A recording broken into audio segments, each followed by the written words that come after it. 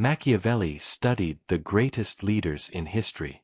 The ones who built lasting institutions, who protected their people, who created stability in chaotic times. And he found that all of them, without exception, had done things that pure moralists would condemn. They had lied when necessary. They had been ruthless when required. They had made hard choices that preserved the greater good at the cost of individual injustices. Were they evil? Or were they operating in reality while their critics operated in fantasy? Chapter 2. The Pillars of Power. Pillar 1. Fear and Love. One of Machiavelli's most famous and misunderstood statements is this: "It is better to be feared than loved, if you cannot be both." This has been interpreted as an endorsement of tyranny, of ruling through terror. That's not what he meant at all. Understanding his actual point reveals the depth of his psychological insight. Machiavelli observed that love is unreliable. People love you when it benefits them. When circumstances change, when their interests shift, their love evaporates. Love is based on what you provide to others, and when you can no longer provide it, the love ends. Fear, properly understood, is different. Fear is based on respect for consequences. When people fear you, they're not afraid you'll randomly hurt them. They're aware that crossing you has costs they're not willing to pay. But here's the crucial part that most people miss. Machiavelli wasn't advocating for making people terrified of you. He was advocating for being someone whose boundaries are clear and whose consequences are certain. Think about the people in your life who command genuine respect. Are they the ones everyone loves? Or are they the ones who are kind when appropriate, but who also make it clear that disrespect, betrayal, or exploitation will not be tolerated? The most powerful dynamic is being someone people want to work with, but who they also wouldn't want to work against. That's the combination of love and fear that creates stable, lasting influence. Pillar 2. Appear virtuous, act pragmatically. Here's another statement that got Machiavelli condemned: "Everyone sees what you appear to be, few experience what you really are." This sounds cynical, like he's advocating for deception. But look deeper. What Machiavelli understood is that in large groups, reputation matters more than reality. Most people will never know you directly. They'll know your reputation, your image, your apparent character. This creates a critical insight. You can be pragmatic in your actions while maintaining a virtuous reputation, as long as you're strategic about when and how you bend rules. The person who is visibly ruthless, who openly brags about their manipulations, who obviously operates without principles, loses the power that comes from being trusted. But the person who maintains a reputation for integrity while privately making hard choices that others wouldn't approve of? That person can operate with maximum effectiveness. This isn't about being two-faced. This is about understanding that complete transparency about your pragmatic choices gives your opponents weapons to use against you. The moral absolutists will condemn you for doing what was necessary. The masses, who don't understand the complexity of your situation, will judge you harshly. Machiavelli wrote, "It is necessary to be a fox to discover the snares and a lion to terrify the wolves." The fox is cunning, strategic, careful. The lion is powerful, intimidating, direct. You need both, and you need to know when to deploy each. Pillar 3. Create obligation, not just gratitude. Most people think influence comes from being generous. They give freely, expecting that gratitude will create loyalty. This is backwards. Machiavelli observed that people quickly forget benefits they've received. Human nature is to take gifts for granted, to see them as your due after a while, to lose gratitude rapidly. But obligation is different. When someone depends on you for something they need ongoing, when you're the source of their security or success or status, they can't afford to betray you. Their self-interest keeps them loyal. This is why Machiavelli advised leaders to be strategic about generosity. Don't give freely to everyone. Create relationships where others depend on you for things that matter to them. Become the person whose goodwill they need to maintain. This sounds manipulative, and it can be if used cruelly. But it's also how healthy organizations work. Employees depend on employers for income. Employers depend on employees for productivity. This mutual dependence creates stability. Neither side can easily walk away. The key is creating dependencies where both parties benefit. You're not trapping people in exploitative relationships. You're building interconnected success where your well-being is tied to others' well-being. Pillar 4. Control the narrative. Machiavelli understood something that modern propaganda experts would later systematize. Perception shapes reality more than reality shapes perception. The same action can be seen as strong leadership or cruel tyranny, depending on how it's framed. The same policy can be viewed as necessary protection or oppressive control, based on the narrative that explains it. Most people focus on doing the right thing and assume that if their actions are good, they'll be recognized as good. This is dangerously naive. Your actions will be interpreted through narratives, and if you don't control those narratives, your enemies will. Consider how this works in everyday life. When someone makes a mistake, how it's perceived depends entirely on the story around it. If the narrative is, they're incompetent, the mistake confirms it. If the narrative is, they're learning and growing, the same mistake is evidence of their development. The Machiavellian mindset recognizes that you must be strategic about how your actions are interpreted. This means sometimes explaining your reasoning, sometimes letting people draw their own conclusions, and always being aware of how different audiences will perceive what you do. Pillar 5. Timing is everything. One of Machiavelli's most sophisticated insights was about timing. He observed that the same action at different times can produce completely opposite results. A reform that would be welcomed during stability might trigger rebellion during uncertainty. A bold move that would establish your authority early in your tenure might seem desperate later. A generous gesture offered from strength looks like strength. The same gesture offered from weakness looks like capitulation. This is why the Machiavellian mindset emphasizes patience and strategic timing. It's not enough to know what needs to be done. You have to know when to do it. Most people are either too impulsive, acting before the conditions are right, or too cautious, waiting until the opportunity has passed. The Machiavellian leader has the patience to wait for the right moment, and the decisiveness to act when it arrives. Pillar 6. Adapt to necessity.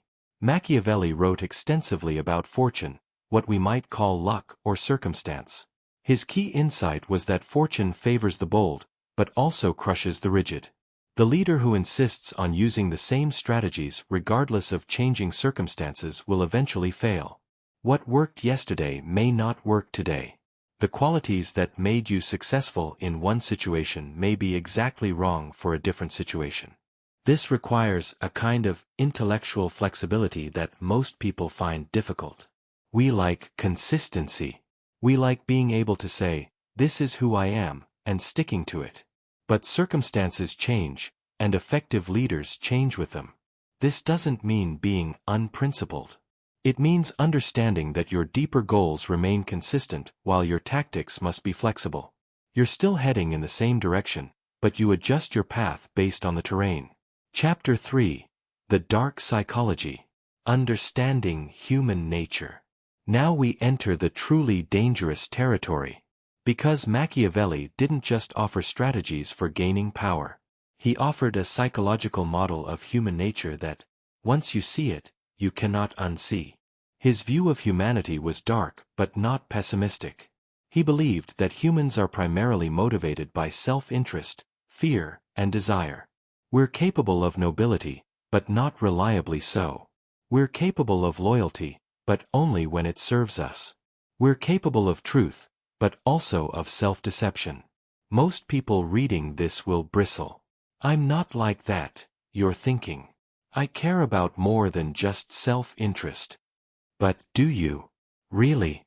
When was the last time you did something that provided no benefit to you whatsoever? No good feelings, no social credit, no future reciprocity, nothing.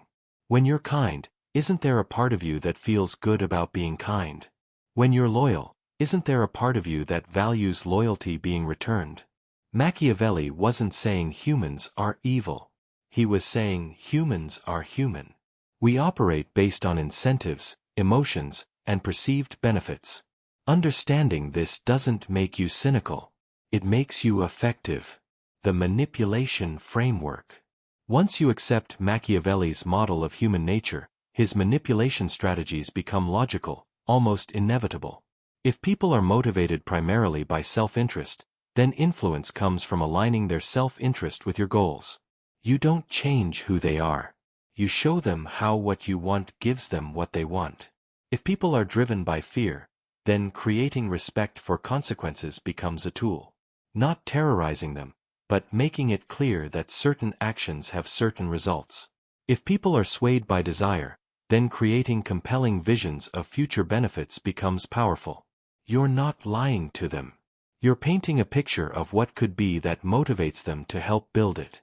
The manipulation framework isn't about forcing people to act against their will. It's about understanding their motivations well enough that you can present your goals in ways that appeal to their genuine interests. The trust paradox. Here's one of the most sophisticated elements of Machiavellian thinking: the relationship between trust and power. Most people think trust is built through consistency and honesty. This is partly true. But Machiavelli understood something deeper. Trust is built through predictability, not necessarily truth. If people can accurately predict how you'll behave in a given situation, they trust you, even if your behavior isn't always good. A leader who is consistently tough but fair is trusted more than a leader who is inconsistently nice. This creates the trust paradox. You can be more trustworthy by being predictably strategic than by being inconsistently honest. When people know you operate according to a clear logic, even if that logic is, "I do what benefits me," they can work with you reliably. When they don't know your logic, when you seem random or purely emotional, you're untrustworthy regardless of how honest you try to be. The guilt weapon. Most moral systems use guilt as a weapon of control. They teach you that certain actions are inherently wrong, that feeling guilty is appropriate, that you should modify your behavior to avoid guilt. Machiavelli saw through this completely. Guilt is a tool that others use to limit your effectiveness. When you internalize rules that make you feel guilty for doing what's necessary, you've allowed others to control you through your own emotions. This doesn't mean eliminating all guilt. It means being strategic about what you feel guilty about. Feel guilty when you've genuinely harmed someone unnecessarily. Don't feel guilty when you've made a hard choice that served a greater purpose. The person who can act decisively without being paralyzed by guilt, while also maintaining genuine empathy for those affected by their decisions, has achieved a kind of psychological freedom that most people never experience. The revenge calculus. Machiavelli had specific advice about revenge and punishment. Men ought either to be well treated or crushed, because they can avenge themselves of lighter injuries, of more serious ones they cannot. Therefore the injury that is to be done to a man ought to be of such a kind that one does not stand in fear of revenge. This sounds brutal. But analyze the logic. If you're going to make an enemy, make sure they can't effectively retaliate. Half measures create motivated enemies with the capability to harm you. Complete victories eliminate the threat. In modern terms, if you have to fire someone, make it clean and complete. Don't gradually reduce their responsibilities, giving them time to sabotage you. If you have to end a business relationship, do it decisively with proper legal protections. Don't let conflicts simmer where the other party maintains the ability to harm you. This isn't about being cruel. It's about understanding that incomplete victories often become defeats. Chapter 4. The implementation. The transformation process. So you understand the Machiavellian mindset. Now what? How do you actually implement this way of thinking without becoming a monster? This is the critical question that Machiavelli himself never fully answered. He described power as it exists, but didn't provide an ethical framework for using that power responsibly. Let me offer what Machiavelli didn't, a conscience-based application of Machiavellian principles. First, define your ultimate goals clearly. What are you actually trying to accomplish? Not, "I want power," but, "I want to build something specific," or, "I want to protect something important." Your goals should be larger than yourself. Second, commit to using Machiavellian strategies only in service of those larger goals. This creates an ethical boundary. You'll manipulate, strategize, and operate pragmatically, but always in pursuit of something beyond personal gain. Third, accept that you will have to make choices that pure moralists would condemn. You will have to lie sometimes. You will have to be ruthless occasionally. You will have to prioritize effectiveness over niceness. But you do this consciously, accepting the moral complexity rather than pretending it doesn't exist. Fourth, maintain relationships with people who will challenge you, who will call you out when you cross lines. The danger of the Machiavellian mindset is that it can justify anything. Having people around you who operate from different frameworks keeps you honest. The strategic self. Implementing the Machiavellian mindset requires developing what I call the strategic self. This is a part of you that can operate with cold logic even when your emotions are hot. When you're angry, the strategic self asks, will acting on this anger serve my actual goals, or just make me feel better temporarily? When you're afraid, the strategic self asks, is this fear protecting me from real danger, or limiting me from necessary action? When you're tempted, the strategic self asks, will pursuing this desire move me toward my objectives, or distract me from them? Developing this strategic self doesn't mean becoming emotionless. It means having a part of your consciousness that can observe your emotions objectively and decide whether acting on them is strategic. This is what separates Machiavellian thinking from mere impulsiveness or cruelty. The cruel person acts on anger. The Machiavellian person might act angry, but only when doing so serves a purpose. The reputation management system. One of the most practical applications of Machiavellian thinking is strategic reputation management. You need different reputations with different groups, and you need to carefully maintain each. With your allies and team, you want a reputation for loyalty, competence, and shared success. They should believe that your success is tied to their success. With your competitors, you want a reputation for being formidable but fair. They should respect your capabilities but not fear that you'll destroy them unnecessarily. With the general public or broader community, you want a reputation that aligns with prevailing values. You're seen as someone who cares about the right things, even if how you pursue those things is more pragmatic than they realize. With yourself, you need honest self-assessment. No self-deception. You know exactly what you're doing and why. Managing these different reputations requires being conscious about what you say to whom, what actions you take publicly versus privately, and how you explain your motivations in different contexts. The power network. Machiavelli understood that power is relational. No one has power in isolation. Power comes from your network of relationships, alliances, and dependencies. Building a power network requires thinking systematically about relationships. Who do you need to influence? Who can help you influence them? Who might oppose you? Who could be converted from opponent to ally? For each key relationship, you need to understand, what do they want?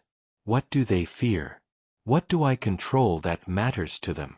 What do they control that matters to me? This isn't about being manipulative in a malicious sense. It's about being strategic in your relationships. You're building a network where mutual benefit creates stable cooperation. The strongest networks are ones where your success genuinely helps others succeed. Not because you're being nice, but because you've structured things so that your goals and their goals align. The long game. Perhaps the most important element of Machiavellian thinking is the commitment to the long game. Most people are focused on immediate gains, quick wins, and short-term thinking. This makes them predictable and exploitable. The Machiavellian mindset is patient. It's willing to lose battles to win wars. It's willing to appear weak in order to later be strong. It's willing to give ground today to take more ground tomorrow. This requires a certain psychological maturity. You have to be able to tolerate short-term discomfort, criticism, and apparent failure while staying focused on long-term objectives. Think in terms of years, not days. Think in terms of building positions of strength rather than winning immediate conflicts. Think in terms of creating conditions where your eventual victory becomes inevitable. Chapter 5. The Choice. The burden of knowledge. We've reached the end of this journey into the most dangerous mindset ever revealed. You now understand how power actually works. You see the games being played around you. You recognize the manipulation, the strategic positioning, the careful reputation management that successful people engage in constantly. You can't unknow this. The innocence is gone. You've taken the red pill, to use a modern metaphor. You see the machinery beneath the surface of social reality. This knowledge is a burden because it comes with responsibility. You now have tools that most people don't have. How will you use them? 3 paths forward. You face 3 choices. Path 1. Reject everything you've learned. Decide that Machiavelli was wrong, that his cynical view of human nature doesn't apply to you or the people you know. Return to believing that goodness guarantees good outcomes, that playing by the rules ensures success, that moral purity is sufficient. This is the comfortable path. You can feel good about yourself. You can maintain your moral certainty. You can judge those who think strategically as corrupt. But you'll keep losing to people who understand reality better than you do. Path 2. Embrace the Machiavellian mindset completely. Become ruthlessly strategic in all things. View every relationship as transactional. Pursue power for its own sake. Use these tools without ethical constraints. This is the dangerous path. You might accumulate power. You might achieve dominance in your field. But you'll become exactly what critics accuse Machiavelli of creating: someone who has lost their humanity in pursuit of power. Path 3. The synthesis.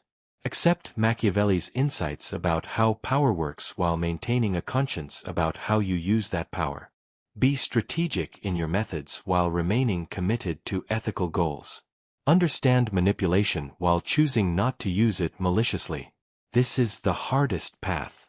It requires constant moral reasoning. It offers no simple rules to follow. It demands that you accept responsibility for complex choices rather than hiding behind absolute principles. But it's also the only path that leads to both effectiveness and integrity. The final truth. Here's what Machiavelli understood that most people still don't: the world is morally neutral. It doesn't reward goodness or punish evil. It rewards understanding and punishes ignorance. You can rage against this reality. You can wish it were different. Or you can accept it and decide how you'll operate within it. The people who change the world, who build lasting institutions, who protect what they love, who create genuine good, they're not the ones with the purest intentions. They're the ones who understand how power works and use that understanding in service of something larger than themselves. The most dangerous mindset ever revealed isn't dangerous because it's evil. It's dangerous because it's true. And once you accept its truth, you can never hide in comfortable illusions again. Your move. Leave a comment below with what you'll do differently after understanding Machiavelli's dark truth. Will you reject it? Embrace it? Or find your own synthesis? Subscribe for more deep dives into the uncomfortable truths about power, psychology, and human nature that most people are afraid to discuss. Remember, knowledge is not the problem. How you use it determines whether you become part of the solution or part of the problem. Choose wisely. Look around you right now. The world is full of people who play by the rules, who believe that being good means being nice, who think that moral purity guarantees success. They're losing. Not because they're bad people, but because they're operating with the wrong mindset about how power actually works. Over 500 years ago, a man named Niccolò Machiavelli sat in exile, stripped of his position, tortured, and abandoned by the very republic he had served. In his isolation, he wrote something that would shake the foundations of Western thought. Not a feel-good philosophy, not a spiritual guide, but a raw, unflinching analysis of how power actually operates in the real world. His work was so controversial that Machiavellian became synonymous with evil. The Catholic Church banned his writings. Philosophers denounced him. Political leaders publicly condemned him while secretly studying his methods. But here's what nobody wants to admit: Machiavelli wasn't teaching evil. He was revealing truth. Uncomfortable, inconvenient, dangerous truth about human nature and the mechanics of power. Today, you're going to discover the most dangerous mindset ever conceived. Not dangerous because it's wrong, but dangerous because once you understand it, you can never see the world the same way again. You'll recognize the games being played around you. You'll understand why certain people always seem to win while others, despite their goodness and hard work, keep losing. This isn't about becoming a villain. This is about seeing reality clearly, perhaps for the first time in your life. And once you see it, you face a choice that will define everything that comes after. I want you to understand something before we begin. Most people will watch this, feel uncomfortable, and reject what they hear. They'll retreat to comforting lies about how the world works. They'll choose the pleasant fiction over the harsh reality. Don't be most people. Chapter 1. The Foundation. The Fatal Delusion. Let me start with a question that will reveal everything. Do you believe that being a good person leads to good outcomes? Most people answer yes without hesitation. This belief is embedded in nearly every story we're told from childhood. The hero is morally pure, faces adversity, and triumphs because of their goodness. The villain is corrupt, seems powerful, but ultimately falls because evil cannot prevail. Beautiful stories. Comforting narratives. Complete lies about how reality operates. Machiavelli looked at the world as it actually exists, not as we wish it to be. He studied the rise and fall of kingdoms, the success and failure of leaders, the patterns of power across centuries. And what he discovered would get him condemned for half a millennium. His central insight was this: the world rewards effectiveness, not virtue. It rewards results, but not intentions. It rewards those who understand power, not those who morally deserve it. Listen to his own words. How we live is so far removed from how we ought to live, that he who abandons what is done for what ought to be done will rather learn to bring about his own ruin than his preservation. Read that again slowly. Machiavelli is saying that focusing on how things should be, rather than how they actually are, leads directly to your destruction. The person who insists on operating according to ideal principles in a world that doesn't share those principles will be crushed by those who operate according to reality. This is the first and most fundamental element of the Machiavellian mindset, radical realism. The commitment to seeing the world exactly as it is, not as you wish it to be. The morality trap. Now here's where it gets really uncomfortable. Most moral systems teach you to be consistent. Always tell the truth. Always keep your promises. Always be generous. Always be forgiving. These are beautiful principles. In an ideal world, everyone following these principles would create a harmonious society. But we don't live in an ideal world. We live in a world where some people follow these principles and others exploit those who do. Machiavelli observed something that moralists hate. In a world where some people are willing to lie, betray, and manipulate, the person who refuses to ever do these things is voluntarily disarming themselves. They're bringing noble intentions to a knife fight. He wrote, "A man who wishes to make a profession of goodness in everything must necessarily come to grief among so many who are not good." This is not an endorsement of evil. This is an observation about asymmetric warfare. When you commit to always playing by one set of rules, and your opponents have no such commitment, you've already lost. You've given them a predictability they can exploit, a moral rigidity they can manipulate. The Machiavellian mindset recognizes that morality is contextual, not absolute. The same action can be right in one context and wrong in another. Telling the truth to someone who will use that truth to harm innocence is not virtuous, it's foolish. Keeping a promise to someone who has broken all their promises to you is not integrity, it's self-destruction. This doesn't mean abandoning all morality. It means understanding that rigid adherence to moral rules, regardless of context, is itself immoral when it leads to preventable harm. The power question. Here's a thought experiment that will test whether you're ready for this mindset. Imagine you have the power to stop a terrible injustice, but doing so requires you to break a rule you've always followed. Maybe you have to lie. Maybe you have to manipulate someone. Maybe you have to hurt someone who is technically innocent but whose actions enable great harm. Do you refuse to act, maintaining your moral purity while the injustice continues? Or do you take action, accepting the moral complexity and personal cost? Most people want to believe they take action. But when the moment comes, they freeze. They retreat to their moral rules because those rules are comfortable, clear, safe.